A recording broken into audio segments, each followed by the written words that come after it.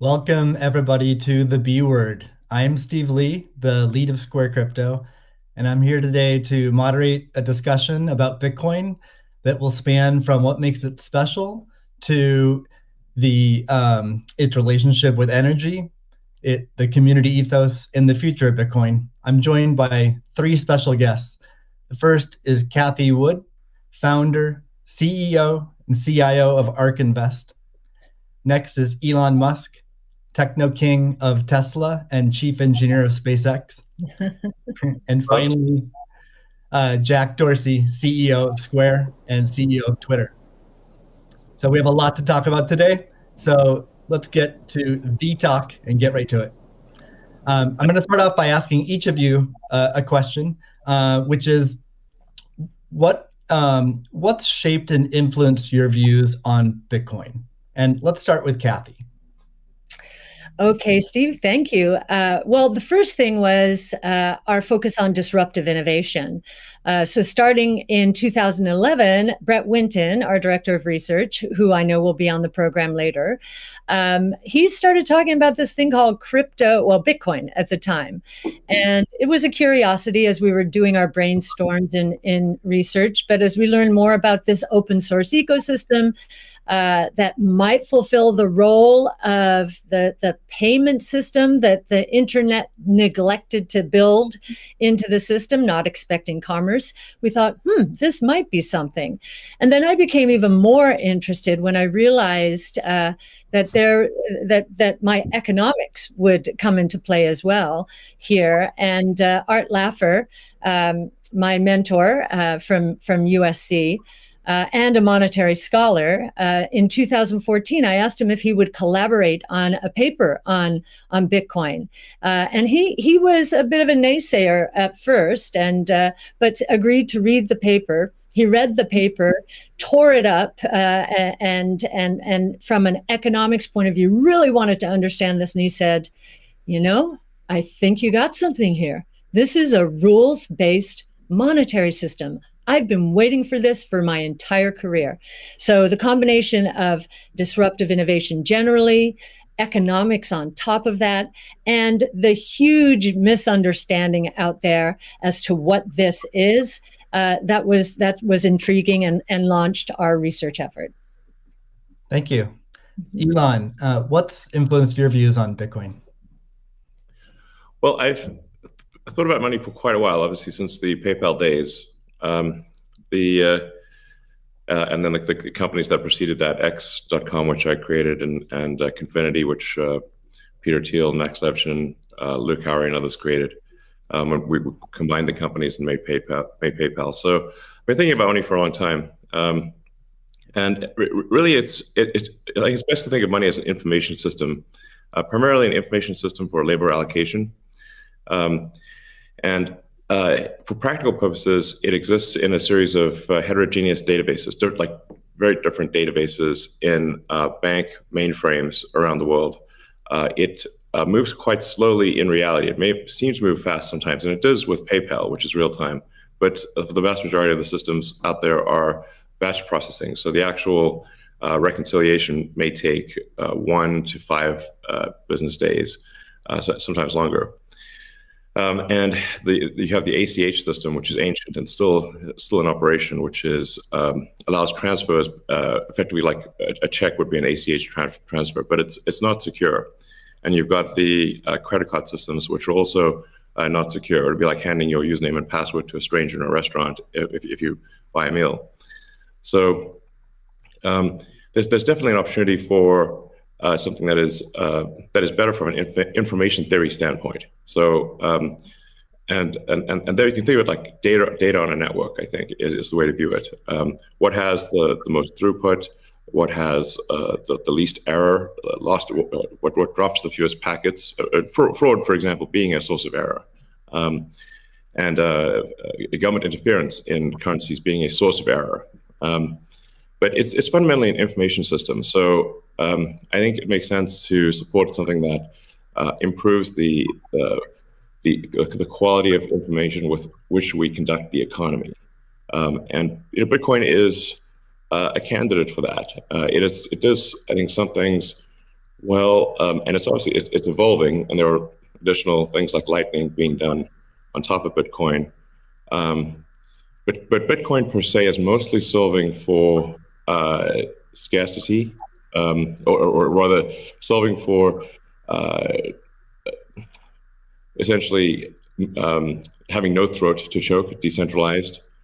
So there's no one who can be coerced in any way to empty their Bitcoin account. Well, I guess they could technically, but on an individual basis, but the system as a whole cannot.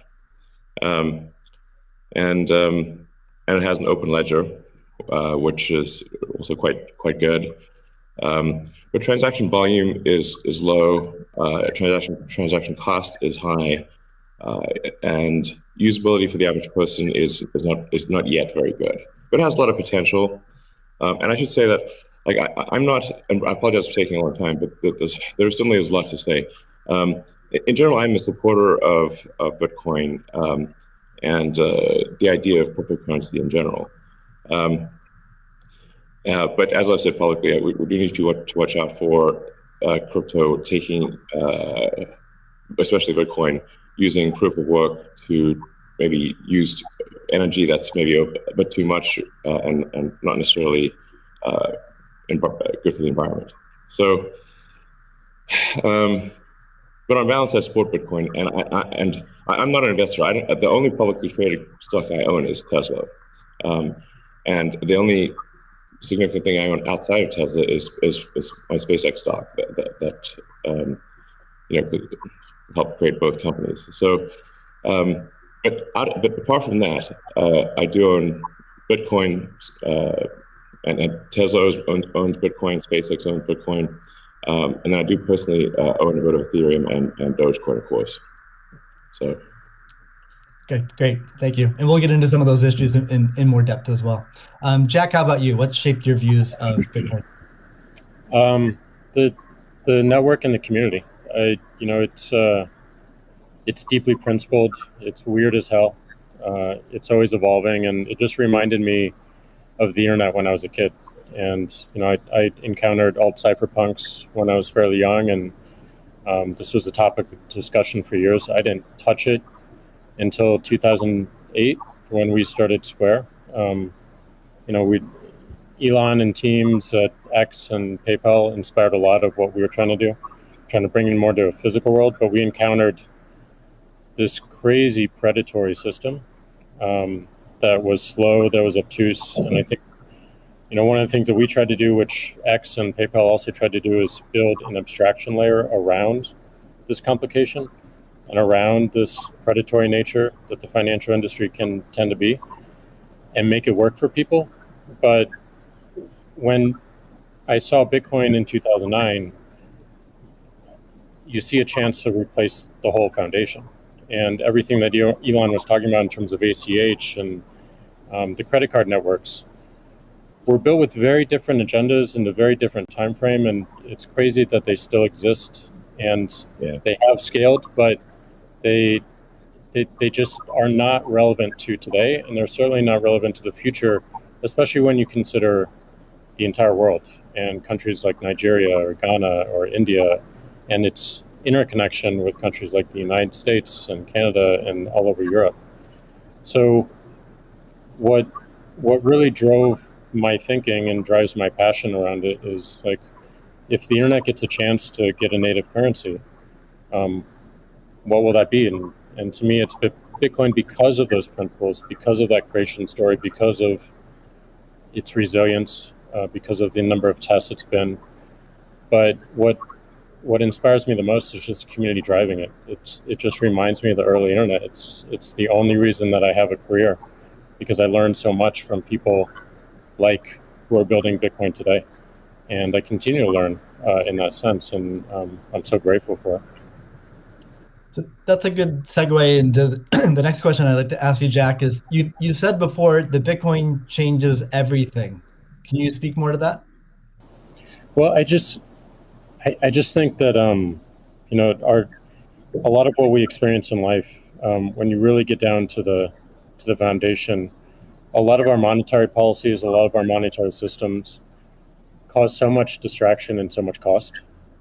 And when you get to a system where you have the potential for people to truly own it, they can verify it themselves. You don't have to have trust going in. You don't have to trust it at all. You can verify it through source code or whatever your appetite is, and that any particular person can help drive the future of it. And at the same time, it's not controlled by any state. It's not controlled by any bank. It's not controlled by any corporation.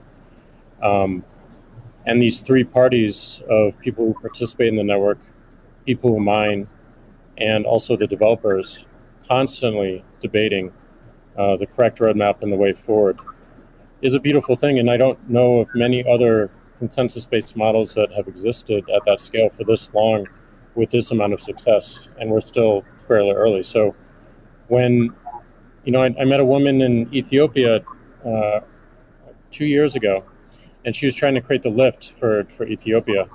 Elon, I think I reached out to you at that time as well because she really wanted some Teslas.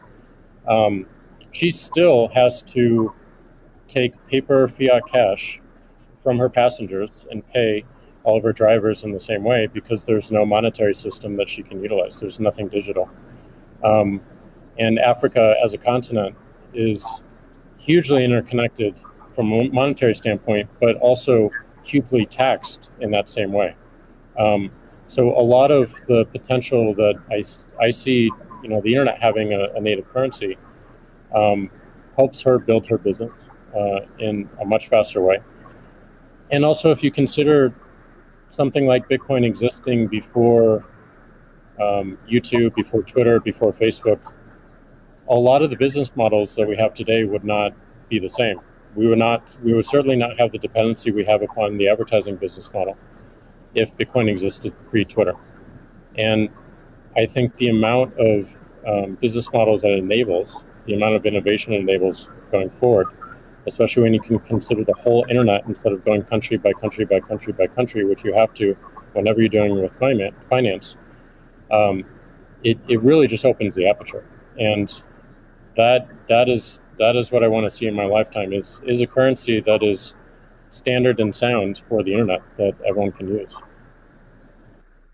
Great. A hallmark of Bitcoin is its fixed supply of 21 million coins.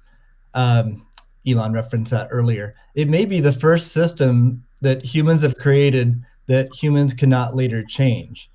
Kathy, I'm curious, with your background in monetary history and macroeconomics, what are your thoughts on that type of system? Oh well, I'll recount the story about Art Laffer and our going through the paper, and he said, as I said, first rules-based monetary system, global ever.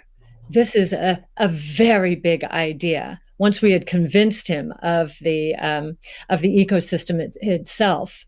Now, this is the role that it's playing, given that the rule is a quantity rule, that 21 million units, is really a store of value role. So there are three roles of money.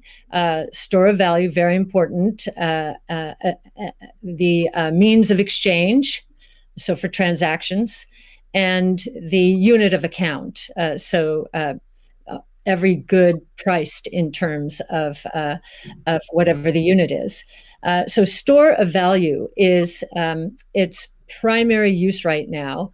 The others exist. Unit of account, reserve currency of the crypto asset ecosystem. That's being seeded a little bit towards stable coins right now. But the store of value is a very big role. And means of exchange with apps built on top of the Bitcoin blockchain, we think is going to become more of a reality. Right now, high value transactions take place over Bitcoin, and that is a very useful role. So we look at those, and I remember saying to Art, "How big could this be?" And he said, "Well, how big is the U.S. monetary base?" Well, today it's $8 trillion. $8 trillion. At the time we were talking, it was $4 trillion. So we've gone through another crisis since then. And so the store of value, this idea that purchasing power will go up over time if demand rises relative to supply ultimately fixed at 21 million units. That's a very good thing. Purchasing power going up globally around the world. And this idea that it's a hedge against confiscation of wealth. And that can take place in a myriad of ways. But inflation, and especially hyperinflation in emerging markets, is the primary way. Talk about destroying purchasing power. So that's a very big idea. And I'll also mention deflation. In some ways, it's a hedge against deflation. I know some people are confused that we at ARC think that we're in a deflationary environment here in the United States. If that is true, the odds of a hyperinflation in the rest of the world, especially in emerging markets, is also true. So, but this deflation, and we learned from 0809, there's counterparty risk associated with deflation. And I think Bitcoin would be a hedge against that eventuality as well. So it's a very big idea. Right. I suspect among us, there's not a lot of debate about Bitcoin's potential as a store of value. But Jack, you referenced earlier it being or becoming the native currency of the internet. Can you speak more to that, and also how it relates to maybe how institutions think about it?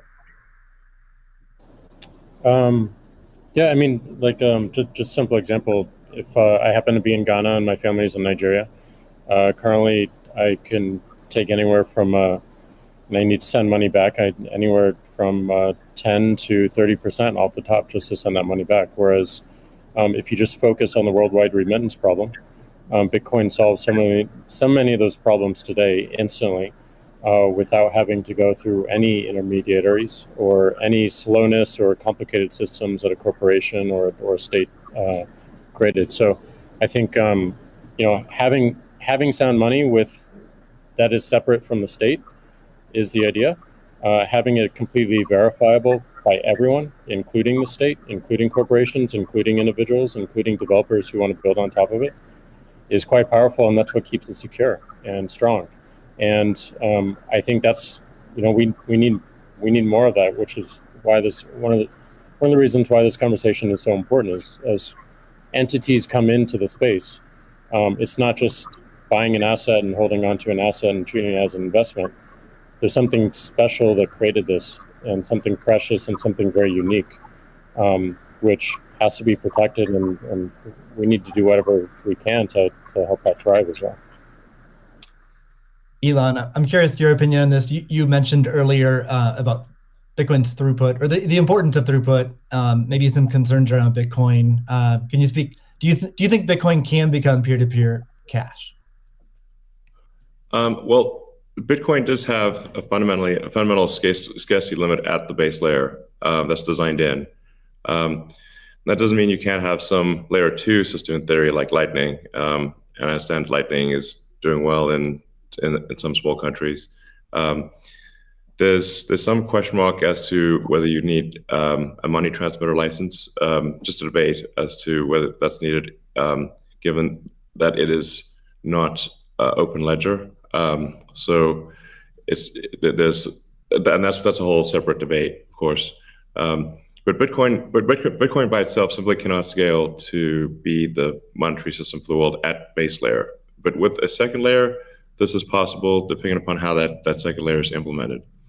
Yeah, that's part of why I think there may be some merit to something that may seem silly, like Ethereum, like Dogecoin. I think Ethereum also, like I said, the three things I own outside of SpaceX and Tesla, and obviously it's a Neuralink and Boring Company, but of any significance are Bitcoin by far, and then some Ethereum and some Doge.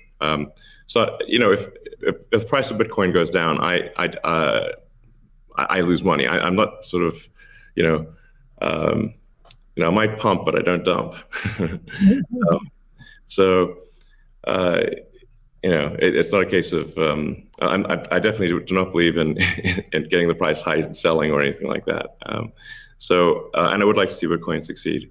I think there's some merit to this is not a slam on Bitcoin. There's some merit to considering something that has higher max transaction rates and a lower transaction cost, and kind of seeing how far you could take a single layer network where the exchanges act as a de facto second layer. I think you can probably take that further than people realize, and as bandwidth increases over time, latency decreases. SpaceX's Starlink is actually playing a role in this, and I think long term people will probably have access to worldwide access to gigabit level connectivity at low latency, and so at low cost. And so then your base layer could do a lot of transactions if you take that into account. So yeah, but like I said, Bitcoin with a layer 2 system, so they could scale to do a vast number of transactions. Same goes for Ethereum.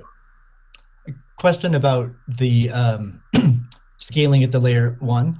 The concern from the past 5 years of debate in the Bitcoin community is that would sacrifice too much decentralization and hurt the censorship-resistant properties of Bitcoin. I'm curious if what are your thoughts on that? Are you sensitive to that? And are you concerned about losing some of the special properties of Bitcoin or another cryptocurrency by scaling at layer 1? Yeah, I mean, these things it's helpful to use the physics tools of thinking and say, scale up, scale down, and see if it still makes sense. So if scaling up the transaction block doesn't make sense, why don't you scale it down?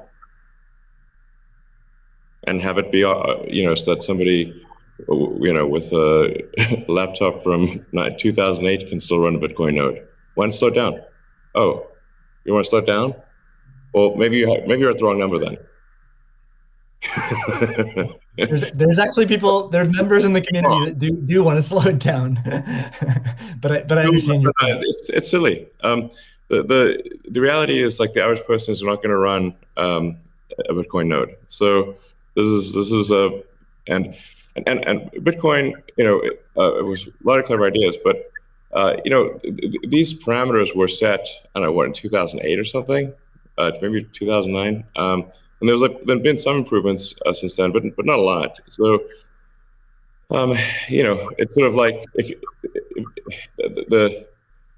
there was still in 2008 there was still a non-trivial number of people on modems. So, now it is quite common to get 100 megabit connection just for a house. Some houses have gigabit connections. So, and that trend is obviously in the direction of higher bandwidth and lower latency. And if somebody else doesn't do it, Starlink certainly will. So I have high confidence that you will be able to maintain a decentralized finance system while still having a much bigger blockchain, aka ASCII text ledger, a hash ledger. You can make the hash ledger bigger without suffering from decentralization as the average connectivity improves, obviously. One idea would be to put a Bitcoin full node in Starlink terminals. That way more people would be running it. Actually, I have run this by the team at one point. I had this idea, which is kind of off the wall, but let's say you need a little space heater. And normally your space heater would just be pure entropy. Well, what if that space heater was also a Bitcoin, Ethereum, Doge mining node?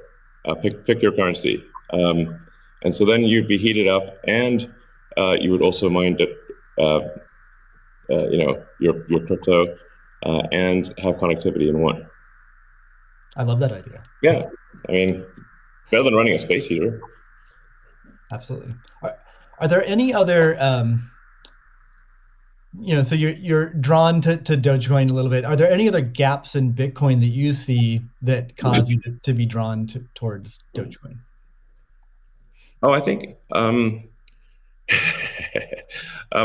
mean, I think there's a Doge has the Doge community. I think is somewhat irreverent, obviously, and is has great memes and loves dogs, and I love dogs and memes, and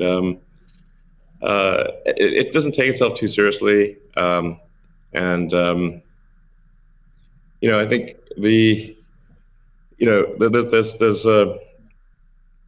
there's Occam's razor, which is the simplest answer is the most likely.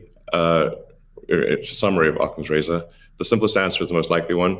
Then there's a friend of mine came up with a variant on that the most ironic outcome is the most likely one. And then I have a variant on that, which is the most entertaining outcome is the most likely one. So if that is true, then the most ironic and entertaining outcome would be that the cryptocurrency that was started as a joke to make fun of cryptocurrencies ends up being the leading cryptocurrency. That would be the most ironic outcome. Yeah. Jack, what are your thoughts on that? Is Bitcoin resilient enough to overcome that? I think it's resilient, but also I think like you find. I mean, that's what attracts me to Bitcoin in the first place is the irreverence. A lot of that just brings it forward, and at first go it makes it a little bit inaccessible, but as people get into it, it makes it more accessible and more spreadable. And I absolutely think the resilience is there. I think it's important to have fun as well, and anyway folks can express themselves. I think that goes back to the main idea of like how do we create a native currency for the internet? Anything that goes towards that path, like that's whatever wackiness or fun we can have along the way. That's going to make it a lot more enjoyable, and it's going to make a lot more people want to use it. I'd also point out there's nothing stopping someone from creating a Bitcoin wallet that's like fun and has memes, has dogs. That's possible as well. Great. Let's move on.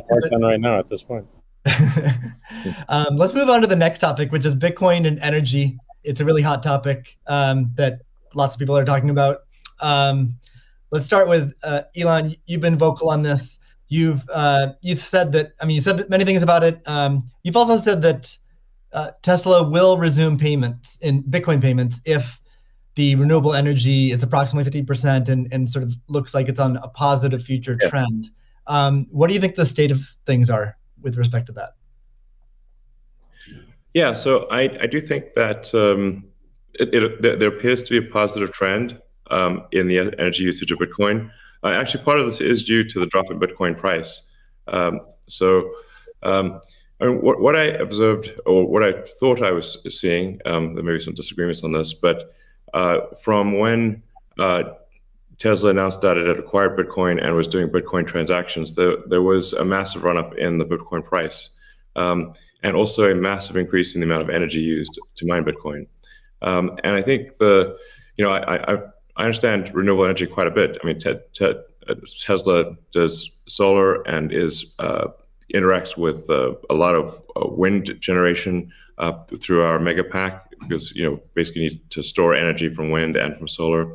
So we're pretty plugged into the renewable energy industry. And there's just no way that you could basically double or triple the amount of energy in such a short period of time with renewables. You could shovel coal that fast. And so I was like, look, this is too sketchy. Tesla's mission is accelerating the advent of sustainable energy. We can't be the company that does that and also not do appropriate diligence on the energy usage of Bitcoin. So all I did was I said, look, we're going to suspend Bitcoin transactions for now. We're not selling any Bitcoin, nor am I selling anything personally, nor is SpaceX selling any Bitcoin. Again, I want to emphasize SpaceX, Tesla, and I own Bitcoin. I also own a little bit of Ethereum and Doge, but the companies just own Bitcoin, and the Bitcoin that I own is worth much more than the Ethereum or Doge. So clearly, if I'm if these actions negatively affect me financially, if I was purely financially motivated, then I would not express this reticence about Bitcoin energy usage. Now, it looks like Bitcoin is shifting a lot more towards renewables, and a bunch of the heavy-duty coal plants that were being used, unequivocally being used, this is not a question mark, have been shut down, especially in China. So I think it's probably, I we want to do a little bit more diligence to confirm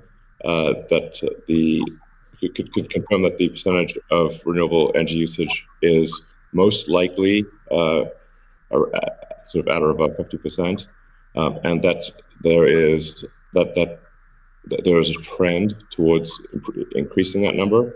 And if so, then Tesla will resume Bitcoin, accepting Bitcoin. Yeah, so I think we want to just do a little bit more diligence, and I think, but most likely the answer is that Tesla would resume accepting Bitcoin. Most likely.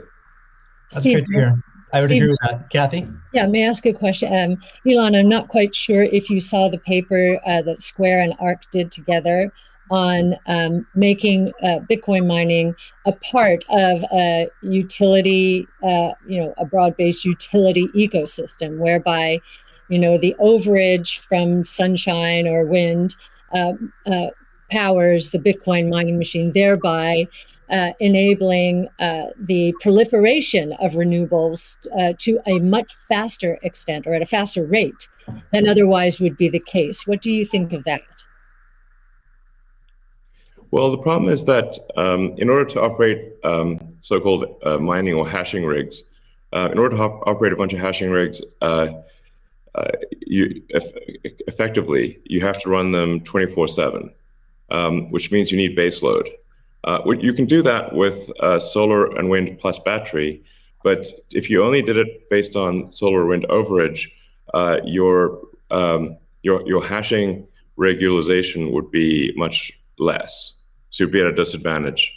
Sure, hydro or geothermal are great for as renewable means. I'm also pro nuclear. I think modern nuclear power plants are safe, contrary to what people may think. I really think it's possible to make very, very extremely safe nuclear. I'm talking about fission. You don't need fusion. And then, of course, fusion. You just got that big fusion reactor in the sky called the sun. It comes up every day. But I think a combination of solar and wind plus stationary storage will get you that base load, so you can run hashing 24/7. Okay, Jack, I'm curious. You've stated that Bitcoin incentivizes renewable energy. That's what we're talking about now. Do you have any additional thoughts on that? Yeah, I mean, everything that Elon said and Kathy mentioned, but it's also incentivizing a lot of innovation in just energy space, and just like looking at unused energy. There's a company called Great American Mining that caps the methane flares on oil fields to power their rigs. And you just imagine, and you mentioned nuclear, Elon, as well, and just imagine all the unused energy that is just being wasted every single day.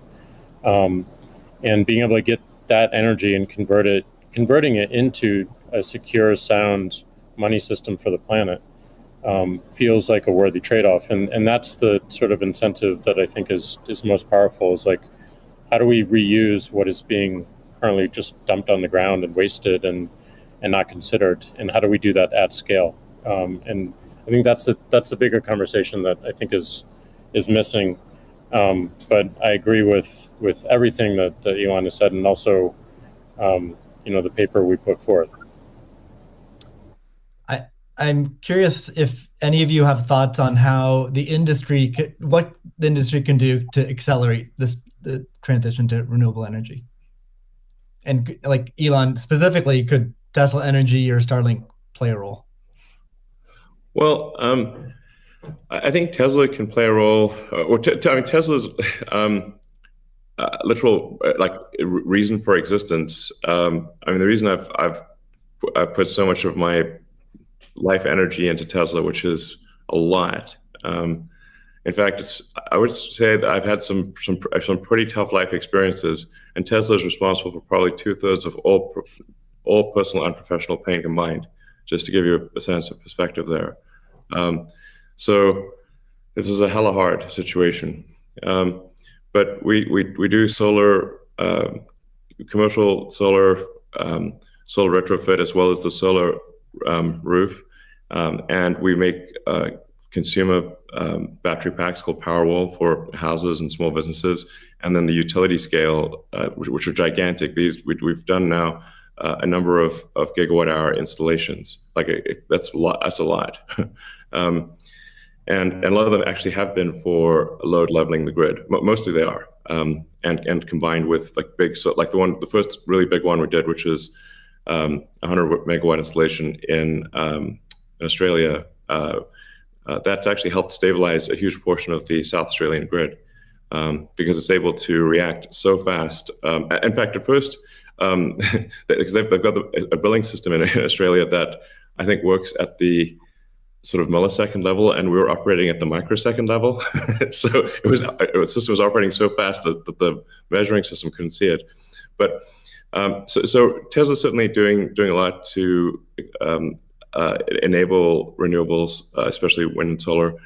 And in fact, the limiting factor for us right now is cell production. So we need to both internally get the Tesla internal battery cells produced, as well as increase supply from suppliers. Generally, when I talk to our suppliers, and they say, how many cells would you like us? How many cells can you make? Because sometimes they're concerned, is Tesla going to compete with them on cells? I'm like, no. If you want to make the cells, be our guest. It's just that we need a crazy number of batteries, and they need to be done. It obviously needs to be mined and produced and manufactured in an ethical and environmentally sound way. So, at Tesla, we really do aspire to be the good guys, to be a company that people can believe in. It doesn't mean we don't make mistakes, but that's what we try.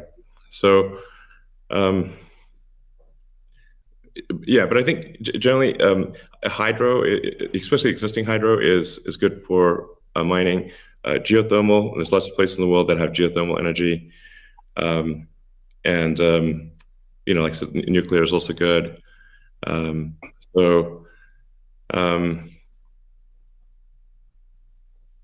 think just I'm like as I said earlier, the expectation is not that the energy production must be pure as the driven snow, but it must it can't be using it also cannot be using the world's dirtiest coal, which it was for a moment there.